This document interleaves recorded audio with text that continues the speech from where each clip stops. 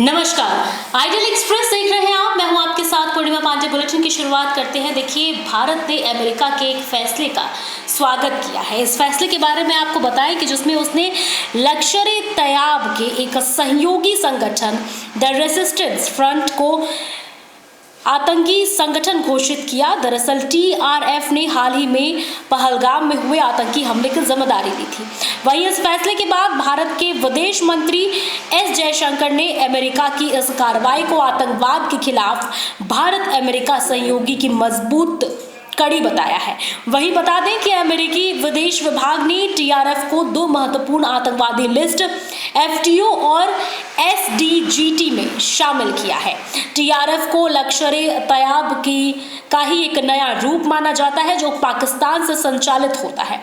America ने कहा है कि टीआरएफ ने 22 अप्रैल को हुए पहलगाम हमले की जिम्मेदारी ली थी, जिसमें 26 लोग मारे गए थे। वहीं इस फैसले के बाद भारत के विदेश मंत्री एस जयशंकर ने अमेरिका के फैसले की सराहना करते हुए सोशल मीडिया पर लिखा है कि टीआरएफ को आतंकी संगठन घोषित करने के लिए अमेरिका विदेश मंत्री रूबियो और अमेरिका के विदेश विभाग का धन्यवाद करती है।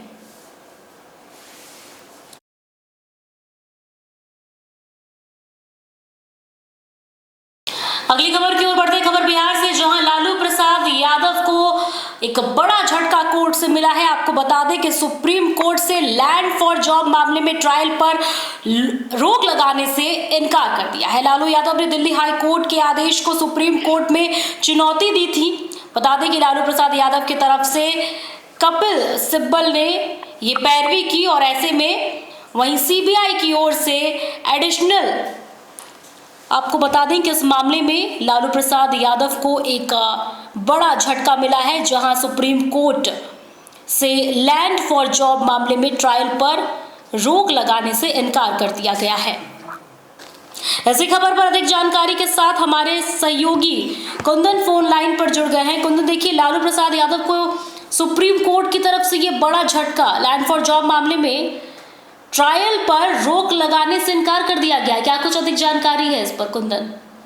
आपको बता दें, पूर्णिमा की सुप्रीम कोर्ट में आज बहस हुई और बहस के बाद सुप्रीम कोर्ट ने कहा कि जो ट्रायल कोर्ट है वो वहां पर कहा था कि देखिए, इनके खिलाफ हमने 18 मई 2022 को ये मामला दर्ज किया है और इसको लेकर हम लोग जांच भी कर रहे हैं और उसको लेकर सबूत भी इकट्ठा कर रहे हैं। तो उस बात पर अगर हम कहें तो आज सुप्रीम कोर्ट ने मुहर लगा दिया है। आपको बता दें कि 18 मई 2022 को सीबीआई ने लालू यादव और उनके परिवार के कई लोगों पर यह मामला दर्ज किया था और था क्या कि मध्य प्रदेश में यानी जबलपुर जोन में उस समय में, जिस समय में लालू प्रसाद यादव रेल मंत्री थे, तो वहां पर ग्रुप डी की वैकेंसी निकली थी और उसमें कई लोगों की बहाली इन्होंने की थी और इसमें आरोप इन पर है कि कई लोगों से इन्होंने जमीन के बदले नौकरी दिया था।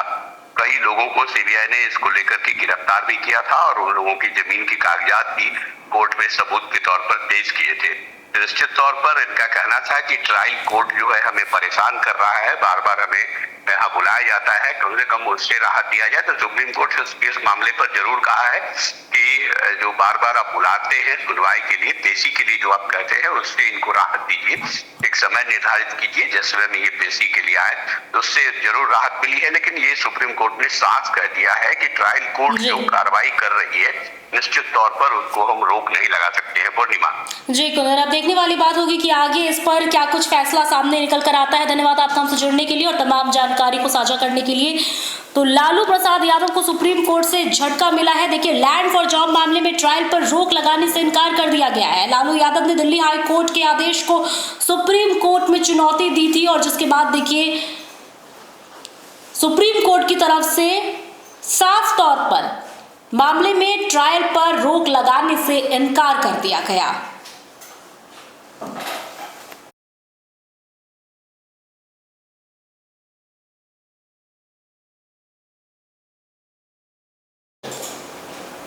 अगली खबर की ओर बढ़ते हैं। खबर बिहार से, जहां बिहार के मोतिहारी में देखिए विकास आपको बता दें कि विकास की एक नई शुरुआत हुई है। प्रधानमंत्री नरेंद्र मोदी ने 7,000 करोड़ से ज्यादा की परियोजना की सौगात दी है। आईटी, स्टार्टअप, सड़क, रेलवे और स्वास्थ्य के क्षेत्र में कई योजनाएं लॉन्च की गई है। साथ ही बिहार को 4 नई अमृत भारत ट्रेनों का तोहफा मिला है, जो राज्य को देश के बड़े शहरों से जोड़ेगी। पीएम ने इसे बिहार की विकास यात्रा का ऐतिहासिक दिन बताया है। वहीं जनसभा में भारी जनसैलाब उमड़ा। तो पीएम मोदी का ये बिहार दौरा, और बिहार दौरे में मोतिहारी में देखिए बड़ी सौगात पीएम मोदी की तरफ से 7,000 करोड़ रुपए से ऊपर की ज्यादा की ये सौगात मिली है। कई परियोजनाओं की सौगात मिली है। मोतिहारी में आईटी, स्टार्टअप, सड़क, रेलवे जैसे तमाम क्षेत्रों में कई योजनाएं लॉन्च की गई है, शिलान्यास किया गया है। और ऐसे में देखिए तस्वीरों में साफ देख सकते हैं कि किस प्रकार यहाँ पर लोगों की भीड़ लगी है। जनसैलाब यहाँ पर उमड़ा है। कई लोग यहाँ पर जनसभा में पहुंचे हैं।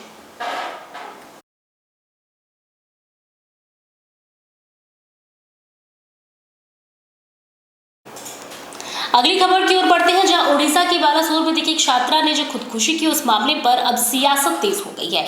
आपको बता दें कि राजनीतिक बयानबाजी इस पर सामने निकल कर आ रही है। ओडिशा में कांग्रेस और अन्य दलों के द्वारा बंद बुलाया गया है। वहीं झारखंड में भी इस घटना पर सियासत गरमाई हुई है। झामुमो के केंद्रीय महासचिव व सह प्रवक्ता सुप्रियो भट्टाचार्य ने भाजपा पर जोरदार निशाना साधते हुए कहा कि जब से केंद्र में भाजपा की सरकार बनी है और जिन राज्यों में भाजपा की सरकार है वहां महिलाएं असुरक्षित हैं। उन्होंने उड़ीसा की घटना को बेहद दुर्भाग्यपूर्ण बताते हुए भाजपा सरकार को निरंकुश सरकार कहा है। वहीं भाजपा के प्रदेश प्रवक्ता अजय शाह ने सुप्रियो भट्टाचार्य के आरोपों पर पलटवार करते हुए दोषियों पर सख्त कार्रवाई की जाने की बात कही है। तो ऐसे में देखिए इस पूरे मामले में अब राजनीतिक हलचल भी तेज हो गई है। उड़ीसा में हुए इस घटना की आग अब झारखंड तक पहुंच गई है, और जहां पर देखिए अब सीधे तौर पर निशाना साधा गया है सरकार पर, केंद्र सरकार पर, कि जिन जिन राज्यों में जिन जिन जगहों पर बीजेपी सरकार है वहां पर महिलाएं असुरक्षित हैं। ऐसा कहते हुए सुप्रियो भट्टाचार्य द्वारा की तरफ से देखिए ये निशाना साधा गया है बीजेपी पर। जी, बालासोर में जो अप्रिय घटना घटी है उसको लेकर झारखंड मुक्ति मोर्चा और कांग्रेस लगातार बीजेपी को घेरने का काम कर रही है। आज बंद भी बुलाया गया है, और इसी बीच कल आपने देखा किस प्रकार से जेएमएम के द्वारा बीजेपी का एक नया नाम भी रख दिया है, बैंक कसते हुए। देखिए, उड़ीसा में जो घटना हुई है काफ़ी दर्दनाक है, काफ़ी पीड़ादायक है। हमें इसका बहुत अफसोस है, और भारतीय जनता पार्टी का कार्यकर्ता होने के नाते मैं आप सबको ये विश्वास दिलाता हूँ कि दोषियों पर कड़ी से कड़ी कार्रवाई की जाएगी। इनफैक्ट हम ये डिमांड करते हैं कि दोषियों के ऊपर में रेयरेस्ट ऑफ रेयर केस के तहत जो कार्रवाई हो और फांसी की सज़ा दी जाए। लेकिन झारखंड मुक्ति मोर्चा, मुझे ये समझ में नहीं आता है कि कोलकाता में जब आरजे मेडिकल कॉलेज में एक छात्रा के साथ में रेप हुआ था तब ये चुप थे। लॉ कॉलेज में कोलकाता में इंडी गठबंधन के एक छात्र नेता ने कुछ लोगों के साथ मिलकर के गैंग रेप किया, तब भी ये चुप थे। लेकिन जब भी भाजपा शासित राज्यों में कुछ ऐसी घटना होती है जो काफ़ी पीड़ादायक है, तब ये गिद्ध की तरह राजनीतिक एंगल ढूंढने के लिए मंडराते रहते हैं। आप देखिए कितने अफसोस की बात है कि पलामू शेल्टर होम, मैं बात कर रहा हूँ सरकारी शेल्टर होम में, एक नाबालिग लड़की ने कहा कि मुझ पर एक अधिकारी को खुश करने का दबाव बनाया जा रहा था। आज इस बात को 6 महीने बीत गए हैं, कोई केस नहीं हुआ, कोई अधिकारी नहीं पकड़ा गया। 4 दिन बीत गए हैं, पर लातेहार में नाबालिग बच्चियां कह कर परेशान हो गई कि हमें मोलेस्ट किया गया है, पर कोई कार्रवाई नहीं हुई। यानी झारखंड मुक्ति मोर्चा के लोग सेलेक्टिव पॉलिटिक्स कर रहे हैं, गिद्ध की राजनीति कर रहे हैं। और हमारा यही कहना कि आपको जनता ने झारखंड चलाने के लिए दिया है, झारखंड पे काम कीजिए। महिलाओं की सुरक्षा के लिए जो इंस्टीट्यूशंस बने हैं, चाहे महिला आयोग की बात करें, चाहे चाइल्ड वेलफेयर कमेटी की बात करें, या फिर अब महिला थाना की बात करें, इसको दुरुस्त करें तो बेहतर होगा, ना कि झारखंड को तबाह करने के बाद में दूसरे राज्यों में आप अपनी नज़र डालते रहें।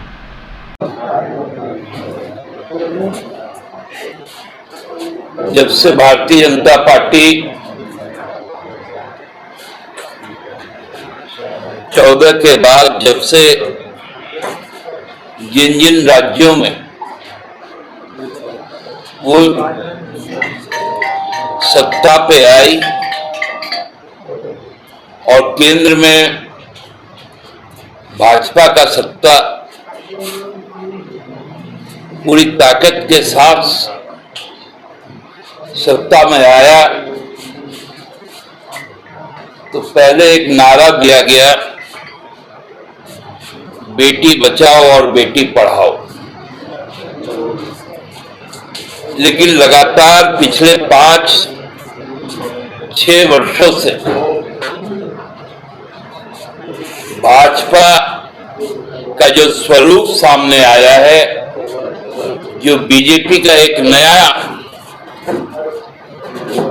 टर्मोलॉजी सामने आया है, वो है बेटी जलाओ पार्टी। ये केवल बालासोर का, उड़ीसा का उदाहरण नहीं है, ये उत्तर प्रदेश का भी है, ये जम्मू का भी है, ये बिहार का भी है, ये मध्य प्रदेश का भी है, राजस्थान का भी है, गुजरात का भी है और मणिपुर का तो है ही।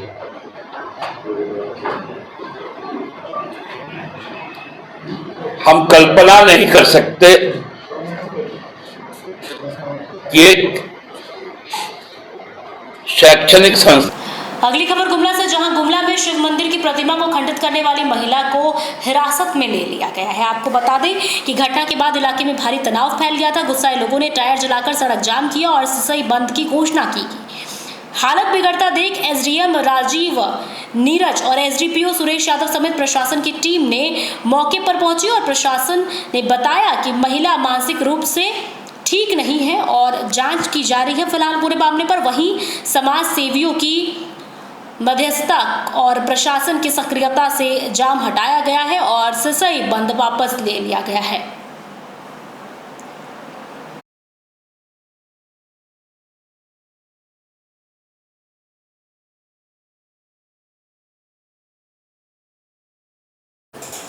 सिवान के हुसैनगंज थाना क्षेत्र से एक सनसनीखेज मामला सामने आया है, जहां पर जमीनी विवाद में एक व्यक्ति की चाकू मारकर हत्या कर दी गई। घटना सिंगारपट्टी गांव की है, जहां सुरेश शाह का शव खून से लथपथ हालात में घर से ही कुछ दूरी पर गड्ढे में पाया गया। बताया जा रहा है कि रात में बथान में सोते हुए देखिए सुरेश शाह पर चाकू से हमला कर हत्या कर दी गई और शव को फेंक दिया गया। परिजनों ने गांव के ही कुछ लोगों पर हत्या का आरोप लगाया है। फिलहाल पुलिस पूरे मामले में जांच कर रही है और आरोपियों की गिरफ्तारी में जुटी हुई है। क्या नाम है इनका? सुरेश शाह। पिताजी का नाम? स्वर्गीय महादेव शाह। घर? सिंगारपट्टी। काहे खातिर हत्या भइल बा? कैसे भइल बा? जमीनी विवाद खातिर हत्या भइल बा।